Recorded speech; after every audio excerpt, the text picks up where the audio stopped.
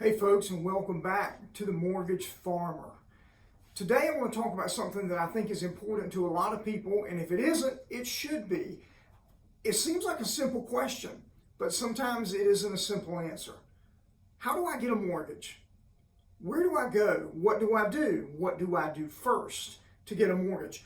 Come along with me and let's explore in this. I'm going to try to make this a short video. Let's explore 3 or 4 of the things that you need to be doing right now so that you can get a mortgage. How you get one isn't as difficult as it seems if you know the steps that you need to go through. I may even put in the comments some of the previous videos that I did for first-time home buyers, but let's dig in and talk about what I need to do to get a mortgage.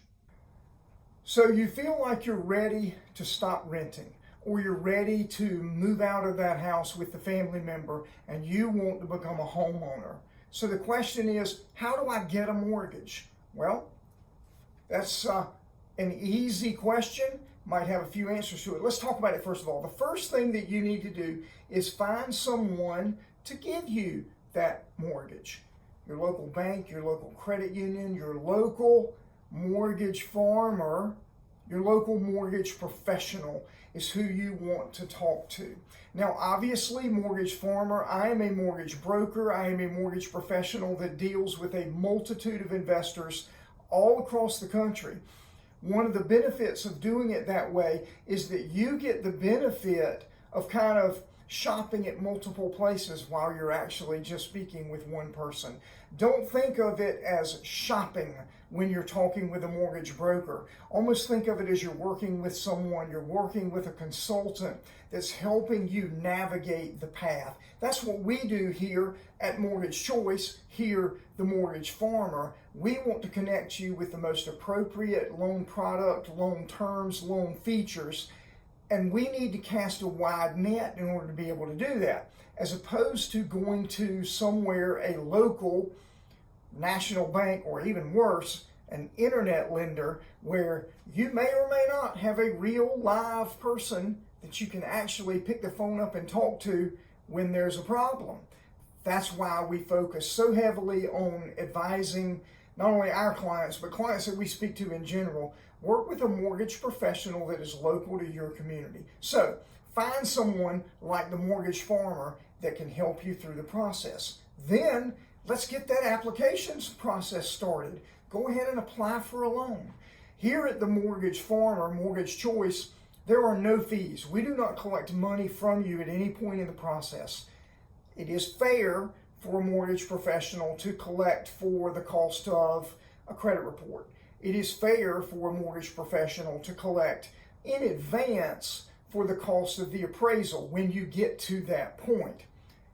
We don't do that here, but I am saying that it is at least fair. If someone is asking you to pay for those things, that is not an unreasonable request.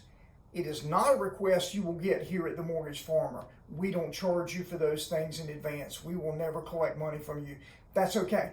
Get that application process started, whether it's with me or someone else.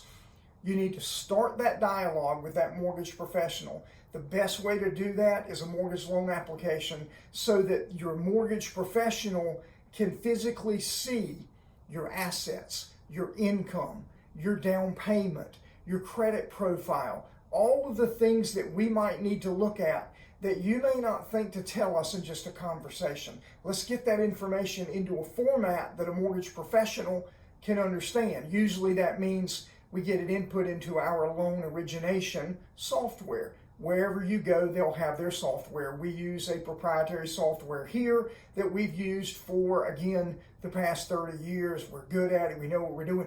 Get that information into a format that can readily be understood by your mortgage professional. That's step 1, that's step 2.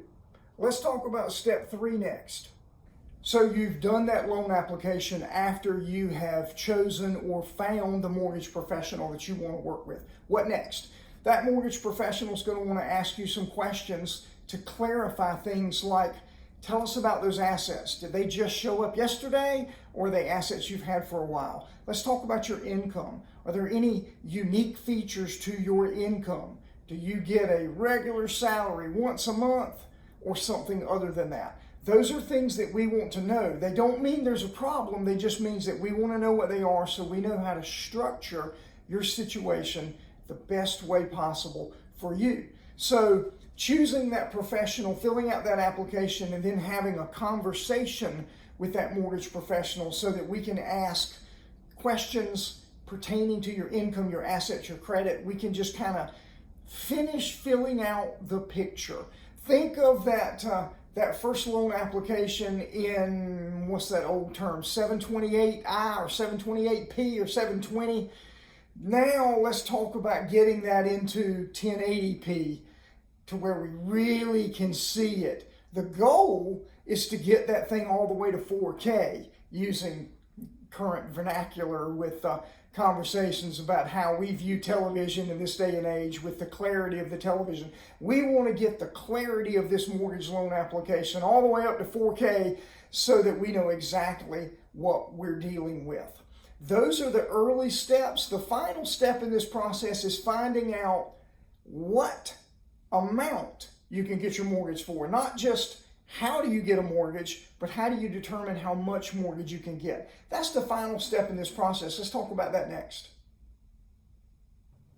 So you have applied for the mortgage after you found the mortgage professional, you've had a conversation, you've talked about assets and income, and we've kind of gotten all of the pieces fit neatly together into a puzzle. The final step, though, is also we want to hear from you about your comfort zone. Just because I say you can qualify for $500,000, that doesn't mean that the monthly payment that goes along with that is something that fits neatly into your budget. We want to have a dialogue with you about what you believe your budget is. We will explore things like stretching your budget or contracting your budget based upon what works best for you. But all of those things go into it. The one thing I want to stress in closing here is that this is not difficult as long as you have a mortgage professional that's got your back and is looking to help you make the best decision that you can make. I must stress again, your mortgage professional is a decision that you need to make. I can't make it for you, but I certainly hope that you would choose to use someone like the mortgage farmer. Maybe you choose the mortgage farmer, but the point here is that you choose someone that aligns with your goals and your perspectives and even your personality, because you guys are going to have to work together.